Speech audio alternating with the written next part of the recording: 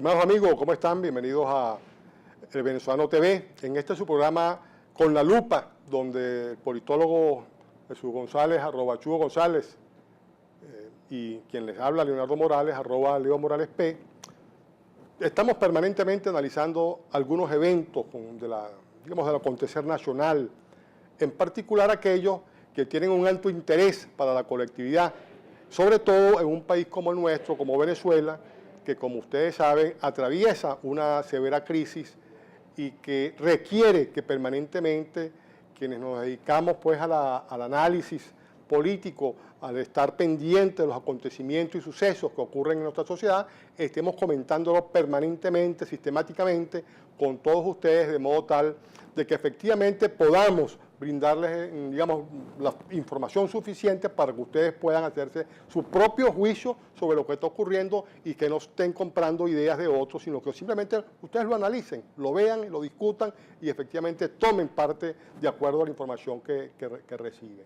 Jesús, uno de los problemas que tenemos en estos tiempos y que revela la gravedad de la crisis es precisamente la presencia de tres individuos, del mundo internacional, que tienen importancia en el mundo internacional en virtud de haber ejercido la más alta investidura en sus respectivos países, en el caso de Martín Torrijos en Panamá, de Leonel Fernández en República Dominicana y del ex jefe del gobierno español, José Luis Rodríguez Zapatero. Los tres de pronto, sin que ustedes ni que muchos nos hubiésemos enterado, aparecieron en Venezuela, anunciando que formaban parte de una comisión, de diálogo por la paz, y que estaba involucrado además este grupo que llaman los países asociados en UNASUR. Bueno, se aparecieron un buen día aquí, dijeron que tenían la venia de oposición y de gobierno para tratar de estimular el diálogo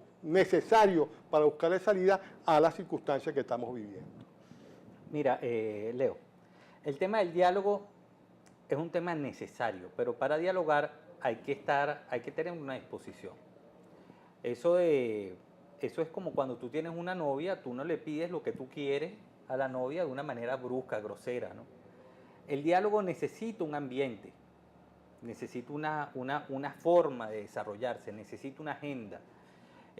Gran parte de lo que ha pasado en todas las mesas de diálogo anteriores es que no había una agenda clara. Y siempre está el chantaje de que nadie se sienta a negociar con una agenda, y es todo lo contrario, porque la magnitud de la crisis en el país hoy es tan grande que es obligatorio para la clase política entender que hay que hacer una agenda sobre los puntos básicos que hoy tenemos, porque sin un acuerdo nacional, sin un gran acuerdo nacional en torno a las medidas que se tienen que tomar en el tema económico, a las medidas que se tienen que tomar en el tema social, no hay fuerza política por sí sola que pueda llevar a cabo una agenda de reconstrucción en este momento. Y lo digo reconstrucción porque es un país que básicamente se está derrumbando. Y básicamente hay que reconstruir el tejido social que está muy desgastado, porque en una polarización de 17 años lo que ha hecho es que la gente no se hable, que los políticos no hablen entre sí. Y al día de hoy, el punto principal de la agenda es cuál es la salida, cuál es el desenlace que se puede tener desde el punto de vista constitucional, democrático y electoral. ¿Por qué? Porque la oposición está poniendo en esa agenda el punto del referéndum como uno de los puntos a tomarse en consideración para que, entre otras cosas, se realice este año. Claro, tú decías, colocabas un dato bien importante, que es el referido al diálogo. Exactamente, el diálogo no puede ser, decretado, sí, estamos obligados al diálogo.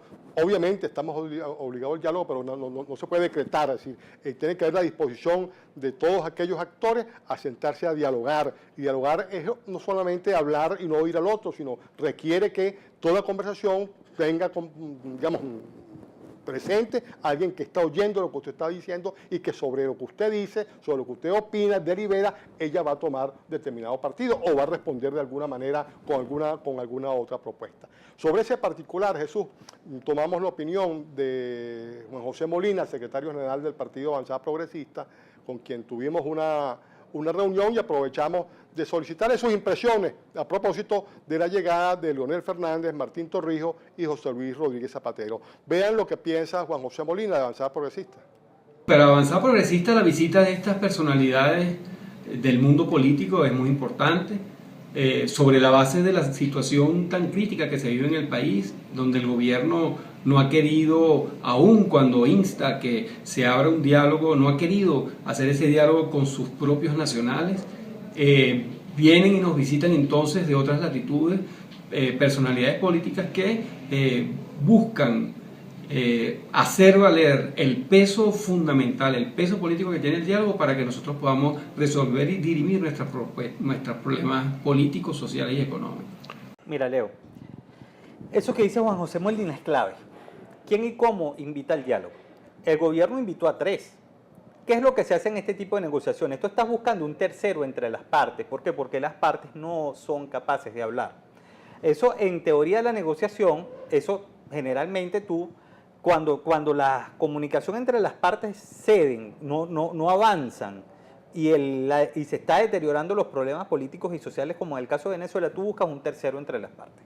Pero un tercero entre las partes parte sobre la base de tener la mayor cantidad de información posible para que se genere efectivamente un diálogo donde ellos interactúan con las dos partes.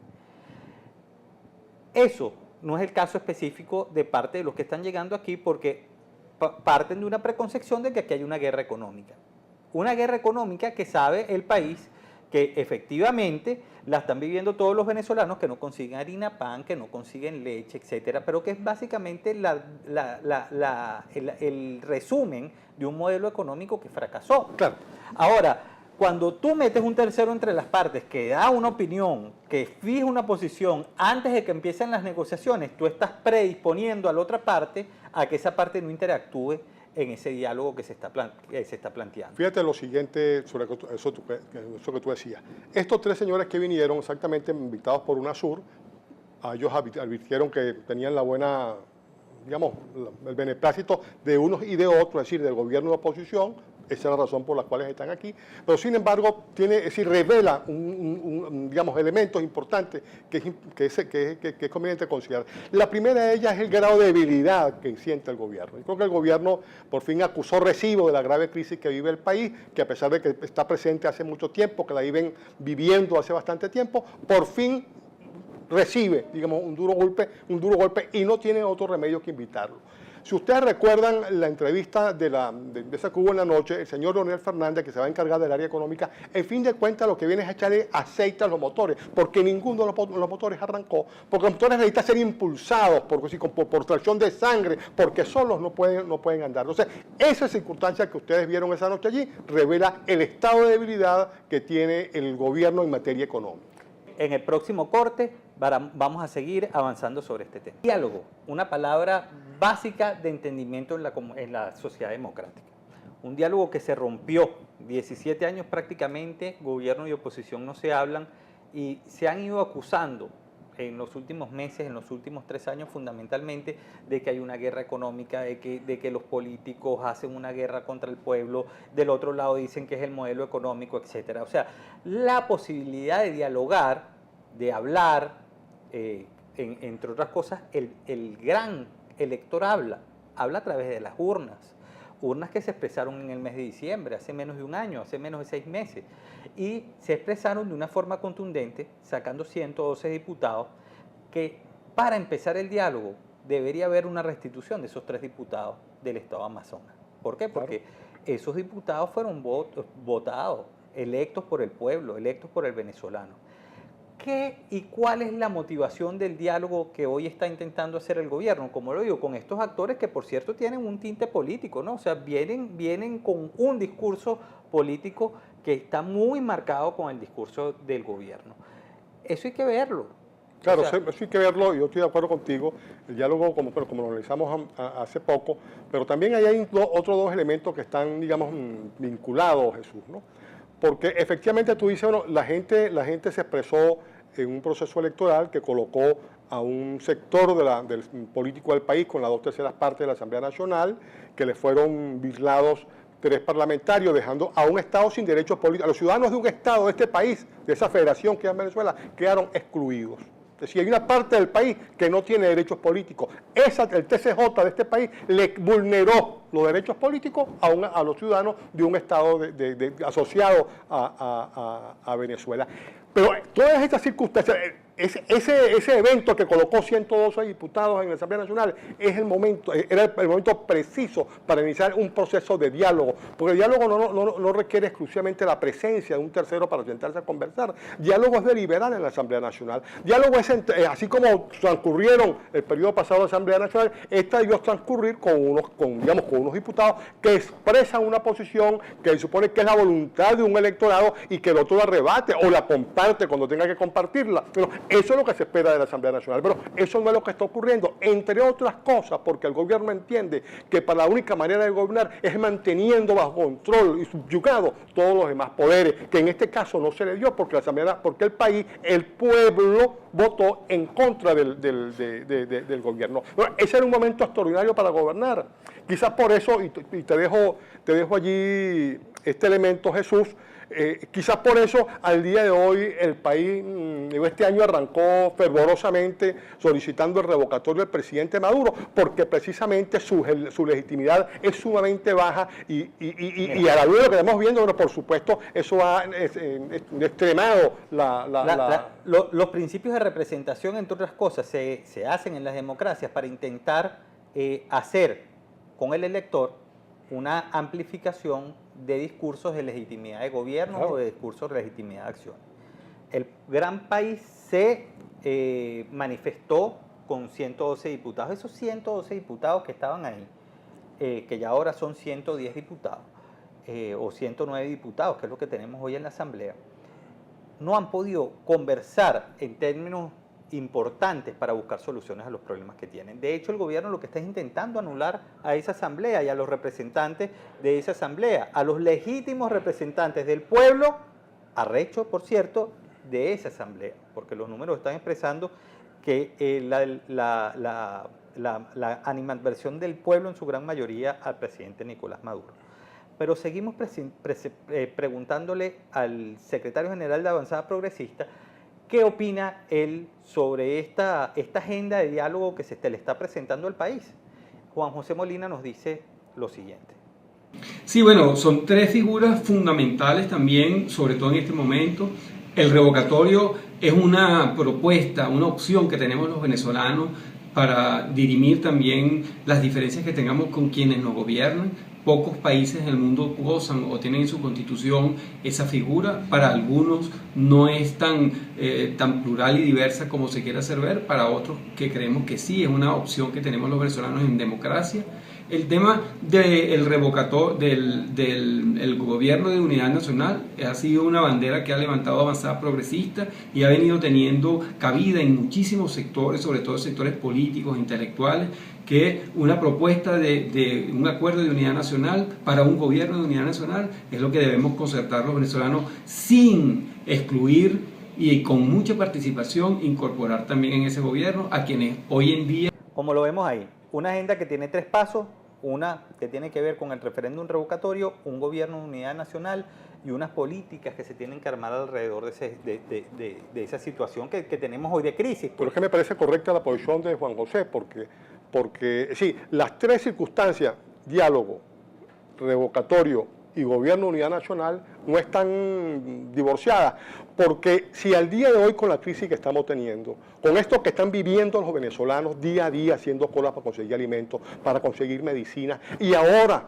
porque lo que se está revelando ahora en el país es que la gente está pasando hambre y la gente lo que le está reclamando al gobierno es que tiene hambre. Bueno, ahora se requiere con mucha más razón, efectivamente, eso, un referendo revocatorio que le permita al país saber si efectivamente los venezolanos quieren continuar siendo dirigidos por Nicolás Maduro. Y si eso no es así, no se trata de que otro, quítate tú Maduro para poner a otro, sino que haya diálogo nacional para que efectivamente pueda inaugurarse en el país un gobierno de amplia unidad que permita en un tiempo prudencial buscarle salida a la grave crisis, a esos padecimientos que está teniendo el país. Yo creo que entonces esos tres elementos, Jesús, diálogo, referendo revocatorio y gobierno de unidad nacional, lo cual implica un amplio consenso, un amplio encuentro de venezolanos políticos, gremiales, empresariales, industriales, que le permitan decirle a los venezolanos: en tanto tiempo es posible ir mejorando las condiciones de vida y de bienestar de cada uno de ustedes. Leo,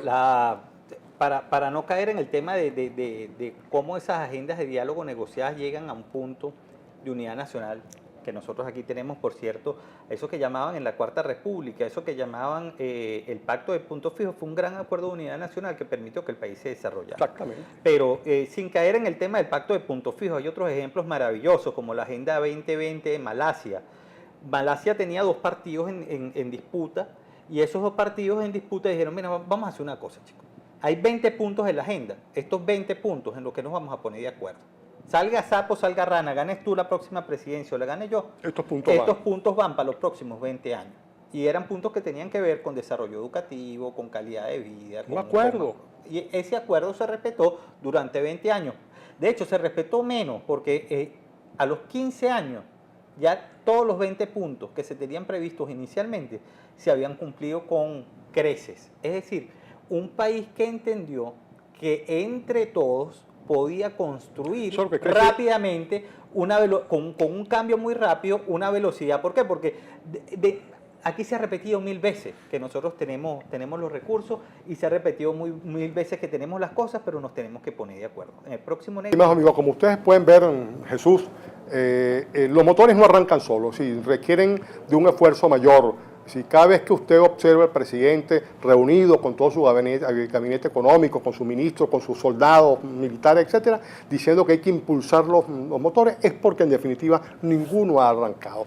Y eso no arrancan porque requieren que se conjuguen un conjunto de elementos que permitan que, sin que usted se dé cuenta, ellos están operando, están funcionando. Y de ese tema nos hemos percatado todos los venezolanos. Es decir, Venezuela no requiere de un partido político para que el país avance, no requiere de un solo liderazgo, requiere de la conjugación de todos los esfuerzos, de todos los venezolanos para poder salir de esa crisis. Y de eso no es que nos hemos dado cuenta nosotros, Jesús González y yo aquí, conversando con ustedes, sino que también sectores que fueron en su momento elegidos por la base chavista, que están ocupando cargos importantes, digamos, de representación popular en algunas alcaldías, hoy también se nos presentan diciéndole al presidente Maduro que es importante que haya un referendo revocatorio para que allí saltemos efectivamente a hablar sobre un acuerdo para recuperar al país. Fíjense, por ejemplo, lo que dice este alcalde del municipio Unda, de la Estado Portuguesa, no electo precisamente por las planchas de la Mesa de Unidad Democrática. Vean lo que dice Osvaldo Serpa, alcalde del municipio Unda. Yo creo que lo importante de ese referendo es que, en primer lugar, que el CNE, el Consejo Nacional Electoral, pues agilice esa consulta popular, porque sería la única forma y la única manera de despejar pues, los caminos oscuros que hay en Venezuela, lamentablemente con la crisis económica que está agobiando al pueblo venezolano en cuanto a medicamentos, en cuanto a la alimentación, en cuanto a todo lo que tenemos que ver con lo que se consume aquí en el país. Y lamentablemente para nosotros es importante que se dé ese referéndum revocatorio, porque eso despeja las vías democráticas, pacíficas y constitucionales. Y porque el problema es que si no se da ese referéndum se está obstaculizando la democracia, se está poniendo en juego la democracia, y nosotros no queremos que suceda lo peor, y lo peor sería una explosión social, un estallido social, y estamos montados sobre una bomba atómica en el país, lamentablemente, y yo creo que eso no lo podemos permitir los venezolanos. O sea que la vía más concreta y la más interesante sería que se hiciera el referéndum revocatorio. ¿Por qué el referéndum revocatorio? Porque inclusive al mismo presidente de la República le convendría el referéndum revocatorio, porque ahí va a saber él si el pueblo venezolano, como él dice, lo quiere o no lo quiere. Eso yo creo que es lo interesante, lo importante de eso, y se va a hacer en democracia, se va a hacer cumpliendo con todos los requisitos habidos y por haber que establece nuestra Carta Magna, que es la Constitución de la República Bolivariana de Venezuela.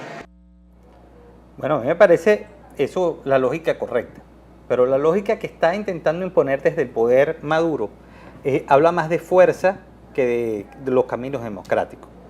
Yo tengo la fuerza, yo impongo, yo hago que a través del Tribunal Supremo, yo nombro a la gente, yo elimino leyes que haya dictado la Asamblea Nacional. O sea, es un ejercicio de la fuerza autoritaria, pero una fuerza sin legitimidad. ¿Por qué? Porque ya está más que claro la violación constante que han tenido durante los últimos 2 meses de básicamente el entramado constitucional y legal que tiene el país. Y esos son obstáculos, barreras que se le pone al posible diálogo que tenga el país.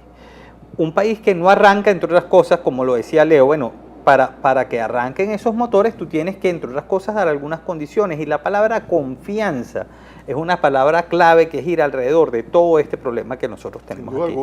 O sea, si tú no tienes confianza, tú no vas a buscar un interlocutor con quien conversar. Si tú no tienes confianza, tú no vas a sacarte la plata del bolsillo para invertirla y comprar algo en el país, porque efectivamente tú no sabes si lo que te van a comprar es lo que tú estás pidiendo o si vas a tener un retorno por la inversión que tú tienes. Es decir, la confianza, como todo, es un proceso en construcción.